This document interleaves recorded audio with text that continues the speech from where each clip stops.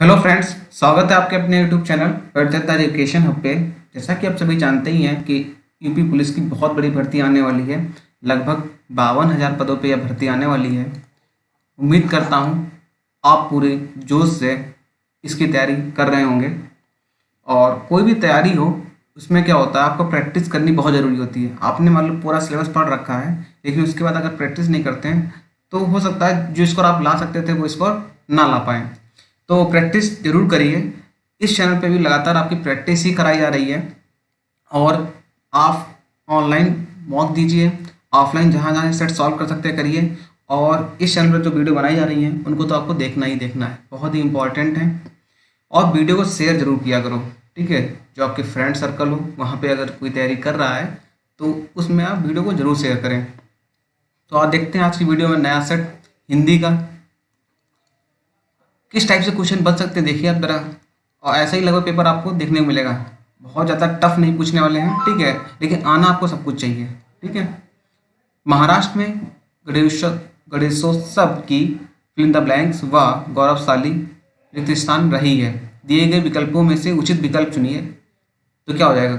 गणेशोत्सव की उन्नतशील व गौरवशाली रूप, शौर्य कथा, बात, जगत प्रसिद्ध भूमिका या वैभवशाली परंपरा। तो गौरवशाली आपने सुना होगा, परंपरा होती है, ठीक है। तो आपको डी ऑप्शन यहाँ पे क्या हो जाएगा? सही हो जाएगा, बिल्कुल। नेक्स्ट क्वेश्चन है, तुम बैठो मैं अभी आया। इस वाक्य में प्रयुक्त काल कौन सा है? भूतकाल, वर्तमान काल, भविष्य काल या फिर संभाव्य काल? तो तुम बैठो मैं अभी आया, इसमें कोई भूतकाल तो लग नहीं रहा है और ना ही भविष्य काल लग रहा है, ठीक है। संभाव्य भूतकाल, जब भूतकाल की बात ही नहीं है तो संभाव्य हो चाहे अपूर्ण हो, कोई मतलब ही नहीं है। तो वर्तमान काल आपका बिल्कुल सही हो जाएगा। नेक्स्ट क्वेश्चन है, कागा चला हंस की चाल। यह लोकोक्ति पूर्ण करने हेतु उचित विकल्प चुनिए। चला हंस की चाल, हंस चला कागा की चाल, हंस चला हंस की चाल, हंस रहा ना कागा, कागा रहा ना हंस। अच्छा, तो कागा चला हंस की चाल मतलब क्या हो गया? अब जैसे इसको मैं सेंटेंस में आपको बताता हूँ। जैसे राजू क्या है, जैसे राजू कोई ग्रामीण है, ठीक है, और बस सूट वूट पहन के ऐसा लगता है कि बहुत ही इंटेलिजेंट हो, ठीक है। तो क्या हुआ, ना वो कागा रह गया और ना ही वो हंस सही से बन पाया। तो आपका थर्ड ऑप्शन बिल्कुल सही हो जाएगा, न हंस रहा ना कागा। नेक्स्ट क्वेश्चन देखते हैं, सबकी एक सी दशा है। प्रस्तुत वाक्यांश के लिए दिए गए विकल्पों में से उचित लोकोक्ति कौन सी होगी? सबकी एक सी दशा है मतलब समान दिशा सबकी है। अपनी पगड़ी अपने हाथ, अपनी अपनी ढपली अपना अपना राग, घर घर मटियाले चूल्हे हैं, अपना दही को खड़ा कौन कहे, ठीक है। तो इसका जो राइट आंसर हो जाएगा वो जाएगा थर्ड, घर घर मटियाले चूल्हे हैं, मतलब सबके यहाँ एक जैसा, ठीक है, समान की बात की गई है। नेक्स्ट क्वेश्चन देखते हैं, मुझे आपके हस्ताक्षर चाहिए। इस वाक्य में हस्ताक्षर शब्द क्या है? अच्छा, बहुवचन, एक वचन, नित्य बहुवचन, नित्य एक वचन। देखिए बहुवचन मतलब जैसे लड़का लड़के, ठीक है, लड़की लड़कियाँ, सॉरी लड़का लड़का लड़के जो हो जाएगा लड़का लड़के, ठीक है, ये बहुवचन हो गया। लेकिन कुछ वर्ड होते हैं जो नित्य बहुवचन होते हैं, उनमें से ही यह एक हस्ताक्षर वर्ड है नित्य बहुवचन, ठीक है। जैसे बाल हो गए, ठीक है, दर्शन हो गए, समाचार हो गए, ये सब क्या है? ये सब नित्य बहुवचन में आते हैं आपके यहाँ। नेक्स्ट क्वेश्चन देखते हैं, आईने फिल इन द ब्लैंक्स क्या दोष, ठीक है। तो आईने की क्या दोष, आईने के लिए क्या दोष, आईने को क्या दोष, आईने का क्या दोष। तो इसका जो राइट आंसर हो जाएगा वो आपको फोर्थ ऑप्शन जो है आपका राइट आंसर हो जाएगा इसमें, आईने का क्या दोष, ठीक है, की वगैरह नहीं लगेगा की को। नेक्स्ट क्वेश्चन है, राम, ठीक है, डैश खाना खाया हुआ, राम डैश खाना हुआ। तो राम ने खाना हुआ तो नहीं होगा, काट दो इसको। राम का खाना हुआ, ये सही हो सकता है। राम पर खाना हुआ गलत है, राम में खाना हुआ ये भी गलत है। तो आपका सेकंड राइट आंसर हो जाता है बिल्कुल है बी ऑप्शन, बिल्कुल सही है। नेक्स्ट क्वेश्चन, दांत शब्द का तत्सम रूप क्या हो जाएगा? दादू, दादू, दांत, दंत। देखिए बिल्कुल आपके ऑप्शन दूर से ही कट रहे हैं और ऑप्शन कह रहा है कि मुझे लगा दीजिए, ठीक है, डी ऑप्शन बिल्कुल सही है। नेक्स्ट क्वेश्चन है, सौर मंडल का बहुवचन बताइए। सौर मंडल का बहुवचन, तो सौर मंडल का नहीं बनता वो बहुवचन है, तो आपका यही फोर्थ ऑप्शन आपका बिल्कुल सही हो जाएगा, सौर मंडल का सौर मंडल ही जाएगा। नेक्स्ट क्वेश्चन है, काटना शब्द का द्वितीय प्रणार्थक क्या हो जाएगा? काटने, काटनी, काटना, कटाना या कटवाना। इसका जो राइट आंसर हो जाएगा हो जाएगा कटवाना। ठीक है, उत्कर्ष का विलोम शब्द क्या हो जाएगा? देखिए यूपी पुलिस का जो हिंदी आती है उसमें लगभग सभी चैप्टर पूछे जाते हैं। आपका विलोम हो गया, वाक्यांश के लिए एक शब्द हो गया, ठीक है, गद्यांश भी आएगा, आपका मुहावरे भी आएंगे, रस छंद अलंकार से भी क्वेश्चन बनेगा। ठीक है, तो ऐसा कोई भी चैप्टर नहीं है कि आपसे ना पूछा जाए। पत्र भी पूछ लेंगे आपसे, बोलियां भी पूछ लेंगे। तो अगर आप यूपी पुलिस की हिंदी तैयार कर लेते हैं, समझ लीजिए आपकी उससे बाहर हिंदी क्या ही पढ़ेंगे आप। बस ये कि लेवल कितना रहता है, तो लेवल आपका मॉडरेट ही रहेगा, बहुत ही ज़्यादा हाई लेवल नहीं पूछा जाता इसमें है। 49 का क्या हो जाएगा? उत्कर्ष का क्या हो जाएगा बेटा? अपकर्ष। देख लीजिए, थर्ड ऑप्शन बिल्कुल सही है। नेक्स्ट क्वेश्चन है, जिसने ऋण दिया हो, ठीक है, जिसने ऋण दिया हो वाक्यांश के लिए दिए गए विकल्पों में से उपयुक्त बताइए। ठीक है, तो ऋणदाता हो जाएगा। किस क्रमांक में अघोष व्यंजन है? ठीक है, तो आपको पता है, जैसे का, खा, गा, घा, ओड़ा। ठीक है, तो आपके जो स्टार्टिंग के जो दो होते हैं, ठीक है, ये क्या होते हैं? अघोष होते हैं, और बाकी लास्ट के जो तीन होते हैं वो क्या होते हैं? अघोष शघोष हो जाते हैं। ठीक है, तो जो का खा, ठीक है, चा छा, टा था, ता था और पा फा, ता था और पा फा। ठीक है, तो ये सभी क्या है? ये सभी के सभी अघोष हैं। तो इसमें देख लीजिए कौन सा ऑप्शन सही है आपका। तो ता था देखिए पहले ऑप्शन में आपको मिल गया है, तो ये वाला राइट आंसर हो जाएगा बिल्कुल। ठीक है, नेक्स्ट क्वेश्चन है, झगड़ा मेरे और उसके मध्य में था, में कौन सा कारक है? मेरे और उसके मध्य में था। ठीक है, तो मैं आपको एक दिखाई पड़ रहा है। ठीक है, यही कारक चिन्ह होते हैं, संबंध कारक, अधिकरण कारक, करण कारक, कर्म कारक। तो क्या हो जाएगा? अधिकरण में पर होता है, तो आपका बी ऑप्शन बिल्कुल सही हो जाएगा। नेक्स्ट क्वेश्चन है, किस शब्द में तत्पुरुष समास है? आजन्म, घनश्याम, अनिच्छा, तिरंगा। तो देखिए, अगर आपको तत्पुरुष समास नहीं पता है तो आप ऑप्शन करना शुरू कर दीजिए। इसके अलावा जितने भी समास होते हैं वो अगर पता है आपको, आजन्म, आ लगा आपका क्या? अब उपसर्ग लगा हुआ बेटा है। घनश्याम क्या होगा आपका? बहुब्रीहि समास हो जाएगा। तिरंगा क्या हो जाएगा आपका? द्विगु समास हो जाएगा। बचा कौन सा बेटा? अनिच्छा। तो यही आपका क्या हो जाएगा? राइट आंसर हो जाएगा। नेक्स्ट कॉन्सेप्ट क्वेश्चन कौन सा है? किस शब्द में इला प्रत्यय नहीं लगा है? ठीक है, रूपहला, रंगीला, जहरीला, रसीला। तो आपका पहला ऑप्शन सही है। रूपहला में क्या है? आपका इला प्रत्यय नहीं लगा हुआ है। चुल्लू भर पानी में डूबना, मुहावरे का सही अर्थ क्या हो जाएगा? चुल्लू भर पानी में डूबना, नदी में डूब जाना, लज्जा को पानी में डुबो देना, नदी से चुल्लू भर पानी निकालना, लज्जा के मारे मुंह नहीं दिखाना। तो चुल्लू भर पानी में डूबना मतलब लज्जा के मारे मुंह नहीं दिखा पाना। अब देखिए आपका गद्यांश आ गया है, चलिए पढ़ते हैं गद्यांश को। स्वर्ग का द्वार जो है केवल बालकों लिए खुलता है। जो लोग अपने को बहुत बुद्धिमान, ज्ञानी, ध्यानी मानते हैं वे स्वर्ग नहीं पहुंच सकते। ठीक है, तो ये आप देख लीजिए स्वर्ग की क्या पहचान इन्होंने बताई है। जो लोग व्यक्ति अपने को बहुत बुद्धिमान, ज्ञानी, ध्यानी मानते हैं वो स्वर्ग में नहीं पहुंच सकते। स्वर्ग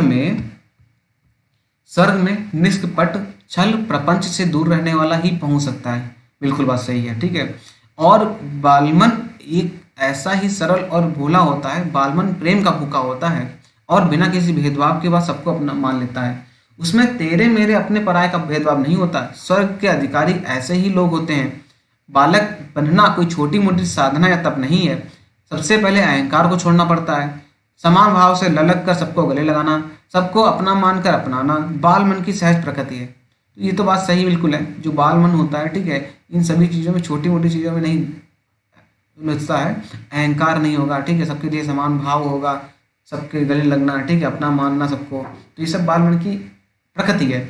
जो लोग इस संसार के माया जाल में फंसे हैं, राग देश में लिप्त हैं, सत्ता लोलुप और अधिकार प्रिय हैं, जिन्हें हिंसा और पाप से डर नहीं लगता, जो केवल स्वयं को प्यार करते हैं एवं सर्व सुख से वंचित रहते हैं।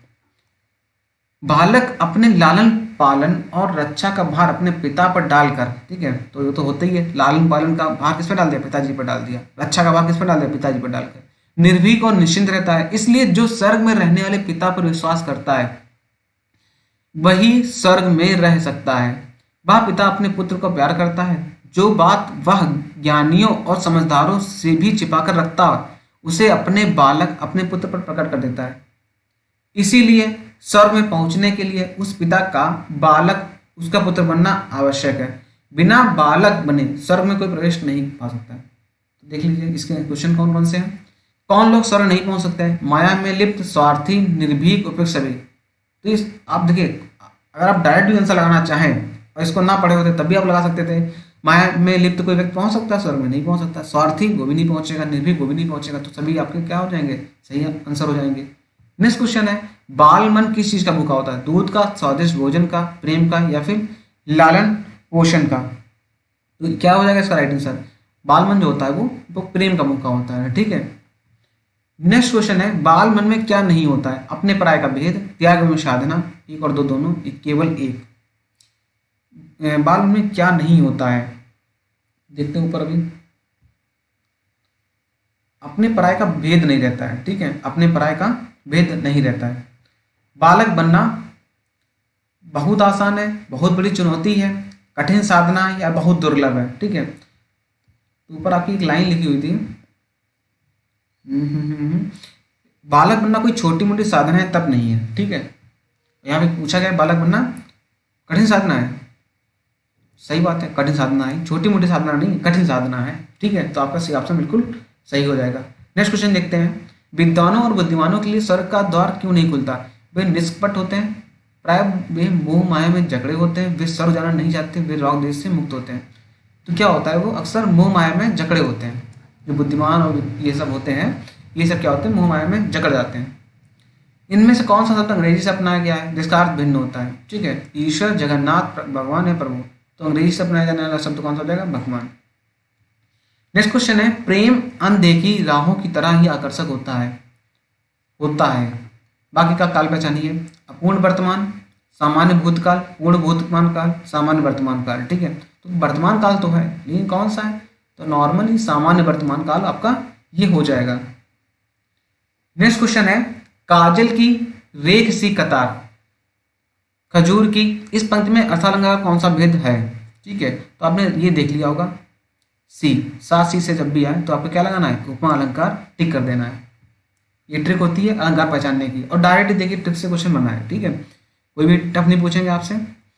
आप अर्थालंकार में उत्प्रेक्षा पढ़ लीजिए, उपमा पढ़ लीजिए, ठीक है, रूपक पढ़ लीजिए, बहुत ही कम चांस है इससे बाहर पूछे आपसे। दिए गए विकल्पों में से सही का चयन कर रिक्त स्थान पूर्ण कीजिए।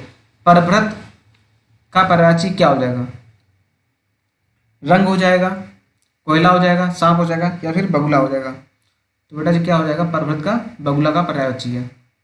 नेक्स्ट क्वेश्चन है, काली घटा का गमन घटा। ठीक है, इसने आप पढ़ते कनक कनक ते सौगुनी मादकता अधिकाय। ठीक, तो यहाँ भी घटा घटा दो बार आया है। एक घटा का मतलब क्या है? बादल है, और एक क्या है? घटे मायने में घमंड घटा। ठीक है, तो ये घटने का संबंधित मीनिंग है।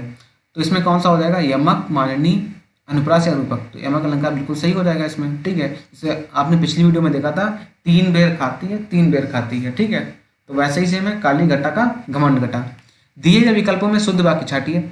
चाकू से बच्चों को काट कर फल दो। अच्छा, बच्चों को काट दोगे क्या? तो ये तो गलत हो जाएगा। बच्चों को फल काट कर दो। मेरे जूते तुमसे अच्छे हैं। मेरे जूते होता तब भी ठीक होता, ये भी गलत हो गया सेंटेंस। वह शायद से आ जाएगा, वह शायद आ जाएगा, ये भी गलत हो जाएगा। तो आपका बचा कौन सा बेटा? फोर्थ ऑप्शन बिल्कुल सही आता है, गांधी जी ईश्वर के पक्के भक्त थे। ठीक है, नेक्स्ट क्वेश्चन है, निम्न में से उचित शब्द का चयन कीजिए। कौन सा हो जाएगा? औद्योगिक। आप देख लीजिए कैसा लिखा जाता है। तो औद्योगिक जो लिखा जाता है वो कैसा लिखा जाएगा? इस टाइप से लिखा जाएगा। तो आपका पहला ऑप्शन बिल्कुल सही हो जाएगा। गीक नहीं होता है, ठीक है, गीक होता है। लोकायतन कृति के लिए सोवियत लैंड नेहरू पुरस्कार किसे दिया गया है? केदारनाथ को, रामविलास शर्मा को, सुमित्रानंद पंत को, या गोविंद को दिया गया? गोविंद मिश्रा जी को दिया गया है। तो लोकायतन कृति के लिए सोवियत लैंड नेहरू पुरस्कार जो है वह आपको सुमित्रानंद पंत को दिया गया है।